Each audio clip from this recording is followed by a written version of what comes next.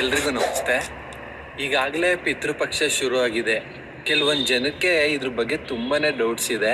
So ಪಿತೃಪಕ್ಷ ಮಾಡೋದ್ರಿಂದ benefit ಏನು, ಮತ್ತು ಇದು ಮಾಡೋದ್ರಲ್ಲಿ ಅರ್ಥ ಇದೆಯಾ, ಏನೋ ಎಲ್ಲ ಥರ ಪ್ರಶ್ನೆಗಳು ನಿಮ್ಮಲ್ಲಿ ಹುಡ್ತಾ ಇದೆ. ಎವ್ರಿ ಇಯರ್ ನಾವು ಇದನ್ನು ಸೆಪ್ಟೆಂಬರ್ ಅಥವಾ ಅಕ್ಟೋಬರ್ನಲ್ಲಿ ನಾವು ಪಿತೃಗಳಿಗೆ ಅಂದರೆ ನಮ್ಮ ಪೂರ್ವಜರಿಗೆ, ತಂದೆ ತಾಯಿ ಆಗಿರ್ಬೋದು, ಅಣ್ಣ ತಮ್ಮ, ಅಜ್ಜಿ ತಾತ, ಇವ್ರಿಗೆಲ್ಲ ನಾವು ಊಟದ ರೂಪದಲ್ಲಿ ಎಡೆ ಇಟ್ಟು ಅವ್ರಿಗೆ ನಾವು ಆ ಪ್ರಸಾದ ರೀತಿ ಕೊಟ್ಟು ಅವ್ರನ್ನ ನಾವು ಸಂತೃಪ್ತಿ ಪಡಿಸೋದು, ಖುಷಿ ಪಡಿಸೋ ಕೆಲಸ ಮಾಡ್ತೀವಿ.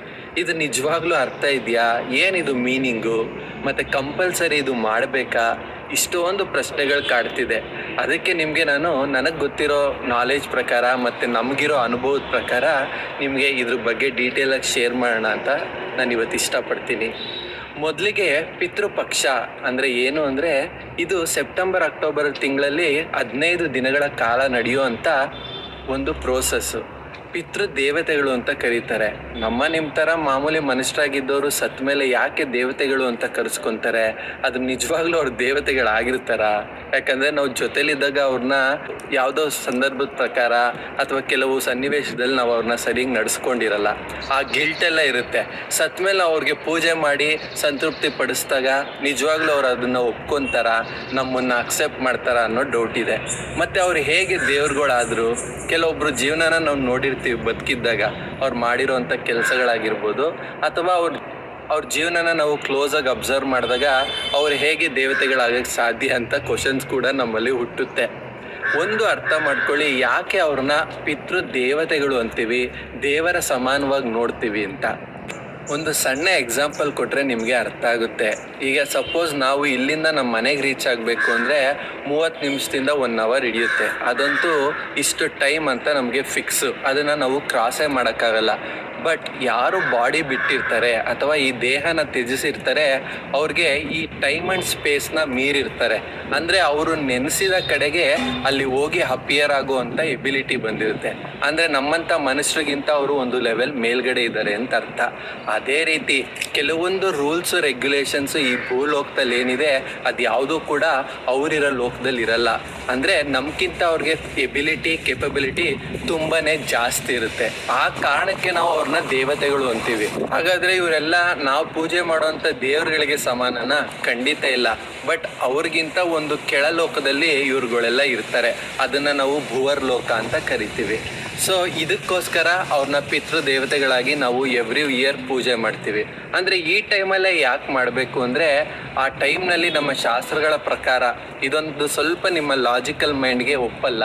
ಅದನ್ನು ಬಿಟ್ಟು ನೀವು ಯೋಚನೆ ಮಾಡಿದ್ರೆ ಈ 15 ದಿನಗಳ ಕಾಲ ಅವ್ರನ್ನ ನಮ್ಮ ಭೂಲೋಕದಲ್ಲಿ ಅವ್ರಿಗೆ ಬೇಕಾಗಿರುವಂಥ ಜಾಗಗಳಿಗೆ ಹೋಗೋಕ್ಕೆ ಅವರು ಪರ್ಮಿಷನ್ ಕೊಟ್ಟು ಅವ್ರನ್ನ ಇಲ್ಲಿಗೆಲ್ಲ ಕಳಿಸ್ಕೊಡ್ತಾರೆ. ಅದು ನಿಮ್ಮ ಕನಸಿನಲ್ಲಾಗಿರ್ಬೋದು ಅಥವಾ ನಿಮ್ಮ ಧ್ಯಾನಾವಸ್ಥೆಯಲ್ಲಿ ಅವರು ಕಾಣಿಸ್ಕೊಳ್ಳೋಕ್ಕೆ ಶುರು ಮಾಡ್ತಾರೆ. ನೀವು ಈ 15 ದಿನಗಳು ಪಿತೃಪಕ್ಷದ ಸಮಯದಲ್ಲಿ ನಿಮ್ಮ ಕನಸನ್ನು ಗಮನಿಸಿದ್ರೆ ನಿಮಗೆ ಅರ್ಥ ಆಗುತ್ತೆ. ಇದು ನಿಮ್ಮ ಸ್ವಂತ ಅನುಭವಕ್ಕೆ ಬರುತ್ತೆ. ಏನಂದರೆ ಎಲ್ಲ ಸತ್ತಿರೋರು ಕೂಡ ಕನಸಲ್ಲಿ ಬರೋಕ್ಕೆ ಶುರು ಆಗ್ತಾರೆ. ಹೇಗೆ ಸಾಧ್ಯ ಅಂದರೆ, ಅವರು ಆ ಲೋಕದಲ್ಲಿ ನಿಮ್ಮನ್ನು ಹುಡ್ಕೊಂಡು ಬರ್ತಾರೆ. ಆದ್ದರಿಂದ ನಿಮಗೆ ಗೊತ್ತಾಗುತ್ತೆ, ಹೌದು ಇದು ಒಂದು ಪ್ರಕಾರ ಸತ್ಯ ಇರ್ಬೋದು ಅಂತ. ಮತ್ತು ಇನ್ನೊಂದು ಪ್ರಶ್ನೆ ಏನು ಅಂದರೆ, ಇವ್ರಿಗೆ ಪಿತೃಪಕ್ಷದಲ್ಲಿ ಊಟ ಅಥವಾ ಎಡೆ ಮಾಡಿ ಇಡ್ತೀವಿ ನಾವು. ಅವ್ರಿಗೆ ಇಷ್ಟವಾಗಿರುವಂಥ ತಿಂಡಿಗಳನ್ನ ಒಂದು ಎಲೆಯಲ್ಲಿ ಬಡಿಸಿ ಅವರ ಫೋಟೋ ಮುಂದೆ ಇಟ್ಟು ಅವ್ರನ್ನ ತಿನ್ನೋದಕ್ಕೆ ಅವ್ರನ್ನ ಆಹ್ವಾನ ಮಾಡ್ತೀವಿ. ಇದರಿಂದ ಅವ್ರು ನಿಜವಾಗ್ಲೂ ನಮ್ಮ ಊಟನ ಸ್ವೀಕರಿಸ್ತಾರ? ನಾವು ದೇವ್ರುಗಳಿಗೆ ನೈವೇದ್ಯ ಇಡೋದು ನೀವು ನೋಡಿರ್ತೀರ. ಅಂದರೆ ದೇವ್ರೇನು ಬಂದು ತಿಂತಾನ ಅಂತ ಕೆಲವೊಬ್ರು ಕೊಂಕು ಪ್ರಶ್ನೆ ಕೇಳ್ತಾರೆ. ಪ್ರತಿಯೊಂದು ಊಟಕ್ಕೂ ಕೂಡ ಅದರದೇ ಆದ ಎನರ್ಜಿ ಫಾರ್ಮ್ ಇರುತ್ತೆ. ದೇವ್ರುಗಳಾಗಿರಲಿ ಅಥವಾ ಈ ಪಿತೃ ದೇವತೆಗಳಾಗಿರಲಿ, ಅದರಲ್ಲಿರೋ ಎನರ್ಜಿನ ಅವರು ಸ್ವೀಕರಿಸಿ ಅವರು ಆ ಊಟನ ಸ್ವೀಕರಿಸ್ತಾರೆ. ಅದೇ ರೀತಿ ನಾವು ಫಿಸಿಕಲ್ ಅನ್ನಮಯ ಕೋಶ ಇರೋದ್ರಿಂದ ನಾವು ಅನ್ನದ ಸಮೇತ ಪ್ರಾಣಶಕ್ತಿನ ತಗೋತೀವಿ. ಬಟ್ ಅವ್ರಿಗೆ ಪ್ರಾಣಮಯ ಕೋಶದಲ್ಲೇ ಇರೋದ್ರಿಂದ ಡೈರೆಕ್ಟ್ ಪ್ರಾಣಶಕ್ತಿನ ತಿನ್ನೋಷ್ಟು ಎಬಿಲಿಟಿ ಇರುತ್ತೆ. ಸೊ ನಾವು ಅನ್ಕೊಂತೀವಿ ಊಟ ಇಲ್ಲೇ ಇದೆ, ಅವ್ರು ಹೇಗೆ ತಿಂದೋದ್ರು ಅಂದರೆ, ಆ ಊಟದಲ್ಲಿರೋ ಪ್ರಾಣಶಕ್ತಿನ ಡೈರೆಕ್ಟ್ ಅವರು ಇಂಪೋರ್ಟ್ ಮಾಡ್ಕೊಳ್ಳೋ ಅಂಥ ಎಬಿಲಿಟಿ ಇರುತ್ತೆ. ಆ ಕಾರಣಕ್ಕೋಸ್ಕರ ನಾವು ಅವ್ರಿಗೆ ಬೇಕಾಗಿರುವಂಥ ಇಷ್ಟವಾದ ತಿಂಡಿಗಳನ್ನ ಇಟ್ಟು ಅವ್ರಿಗೆ ನಾವು ಸಮಾಧಾನ, ಸಂತೃಪ್ತಿ ಪಡಿಸ್ತೀವಿ.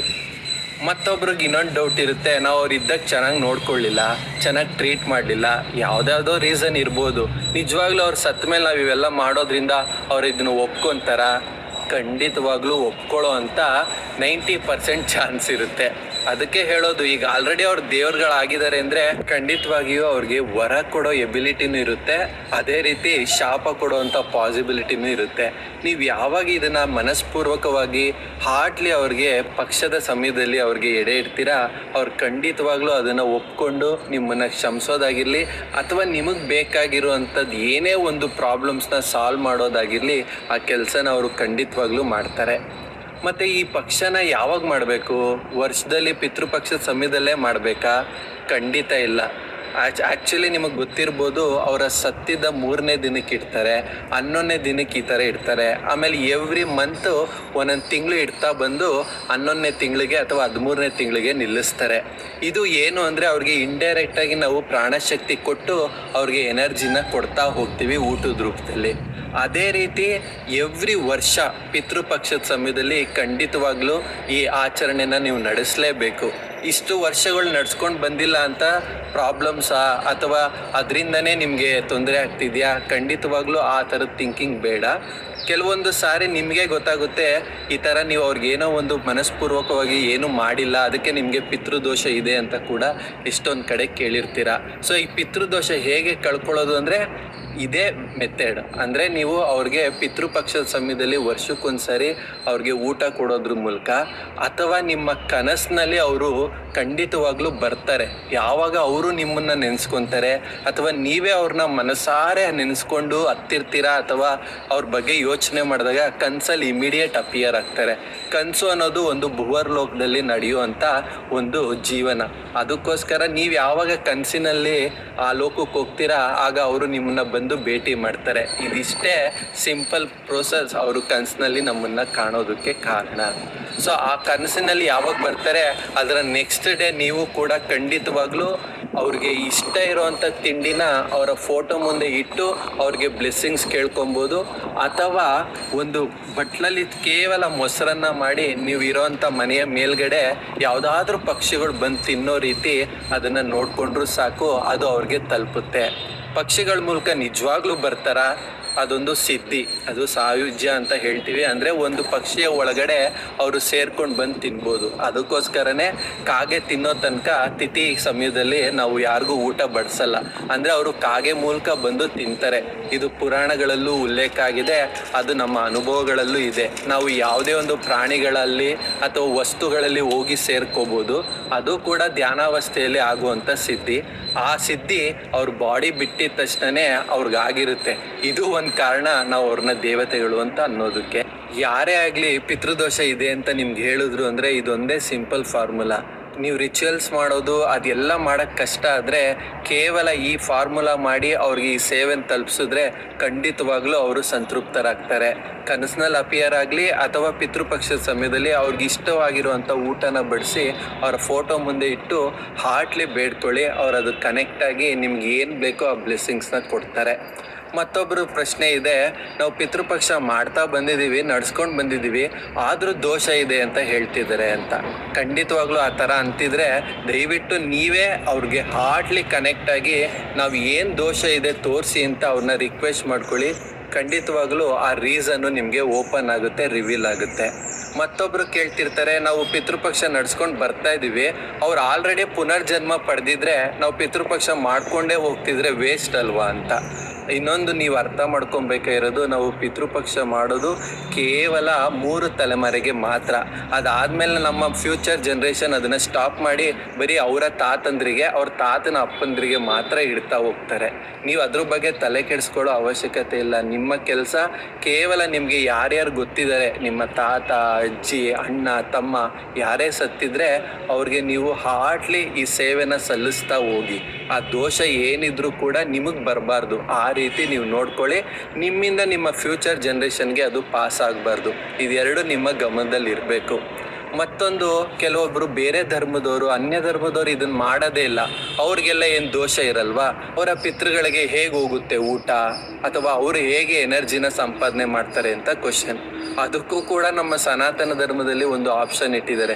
ನಾವು ಯಾವಾಗ ಪಿಂಡ ತರ್ಪಣ ಮಾಡ್ತಾ ಹೋಗ್ತೀವಿ, ಒಂದು ಎಕ್ಸ್ಟ್ರಾ ಪಿಂಡ ಇಟ್ಟು, ಆ ಪಿಂಡ ಅನ್ನೋದು ಒಂದು ಅನ್ನದ ಉಂಡೆ, ಅದರಲ್ಲಿರೋ ಎನರ್ಜಿನ ಅವರಿಗೆ ಆ ಲೋಕಕ್ಕೆ ಚಾನಲೈಸ್ ಮಾಡುವಂಥ ಪ್ರೋಸೆಸ್ ನಾವು ರಿಚುವಲ್ ಪ್ರಕಾರ ಮಾಡ್ತಾ ಹೋಗ್ತಿದ್ದೀವಿ. ಅದನ್ನು ಈ ಬೇರೆ ಧರ್ಮದವ್ರಿಗೆ ಅಥವಾ ಯಾರೇ ಈ ಲೆಫ್ಟ್ ಸೋಲ್ಸ್ ಅಂತೀವಿ, ಅಂದರೆ ಯಾರು ಊಟ ಸಿಗ್ತಿಲ್ಲ ಅವ್ರಿಗೆ ಹೋಗ್ಲಿ ಅಂತ ಮೆನ್ಷನ್ ಮಾಡಿ ನಾವು ಆ ಕಾರ್ಯನ ನಡೆಸ್ಕೊಡ್ತೀವಿ. ಅದು ಕೂಡ ಅವ್ರಿಗೆ ಒಂದು ಎನರ್ಜಿ ಹೋಗೋ ರೀತಿ. ಇದೆಲ್ಲ ಮಾಡ್ತಿರೋದು ನಮಗನ್ಸುತ್ತೆ ಏನೋ ಒಂದು ಮೂಢನಂಬಿಕೆ ನಡೆಸ್ಕೊಂಡು ಬರ್ತಾ ಇದ್ದೀವಿ ಅಂತ. ಖಂಡಿತವಾಗ್ಲೂ ಪ್ರತಿಯೊಂದು ರಿಚುವಲ್ಗೂ ಕೂಡ ಅದರದೇ ಆದ ಅರ್ಥ ಇದೆ, ಅದರದೇ ಆದ ಡಿಕೋಡಿಂಗ್ ಇದೆ. ಬಟ್ ನಮ್ಗದು ಅರ್ಥ ಆಗ್ತಿಲ್ಲ. ಸೊ ನಾವು ಮೆಕ್ಯಾನಿಕಲಾಗಿ ಏನೋ ಮಾಡಬೇಕಲ್ಲ ಅಂತ ಮಾಡ್ತಿದ್ದೀವಿ. ಖಂಡಿತವಾಗ್ಲೂ ಹಾಗೆ ಮಾಡೋದು ಬೇಡ. ನೀವು ಈ ಪಿತೃಪಕ್ಷ ಅನ್ನೋದು ನಿಮಗೊಂದು ಆಪರ್ಚುನಿಟಿ, ನಿಮ್ಮಲ್ಲಿರೋವಂಥ ದೋಷಗಳನ್ನ ಕಳ್ಕೊಳ್ಳೋಕ್ಕೆ, ಮತ್ತು ನಿಮ್ಮ ಪಿತೃಗಳಿಗೆ ನೀವು ಮಾಡುವಂಥ ದೊಡ್ಡ ಸೇವೆ, ಆಯಿತಾ? ಸೊ ಖಂಡಿತವಾಗ್ಲೂ ಅವ್ರಿಗೆ ಈ ಮೂಲಕ ನಿಮ್ಮ ಪಿತೃ ಸೇವೆನ ಸಲ್ಲಿಸಿ ಅವರ ಬ್ಲೆಸ್ಸಿಂಗ್ಸ್ನ ತಗೊಳ್ಳಿ. ಮತ್ತು ನಮ್ಮಿಂದ ಯಾವುದೇ ರೀತಿಯಾದ ನಮ್ಮ ಕುಟುಂಬಕ್ಕೆ ದೋಷ ಬರೆದಿರೋ ಥರ ನಾವು ನೋಡ್ಕೊಳ್ಳೋದು ನಮ್ಮ ದೊಡ್ಡ ಜವಾಬ್ದಾರಿ. ಈ ರೀತಿ ಈ 15 ದಿನಗಳ ಕಾಲ ನಿಮ್ಮ ಕನಸನ್ನು ನೀವು ಗಮನಿಸಿ, ನಿಮ್ಮ ಜೀವನನ ಗಮನಿಸಿ, ಮತ್ತು ಪಿತೃಪಕ್ಷದಿಂದ ನಿಮ್ಗಾಗುವಂಥ ಬೆನಿಫಿಟ್ಸ್ನ ನೀವು ಪಡ್ಕೊಳ್ಳಿ.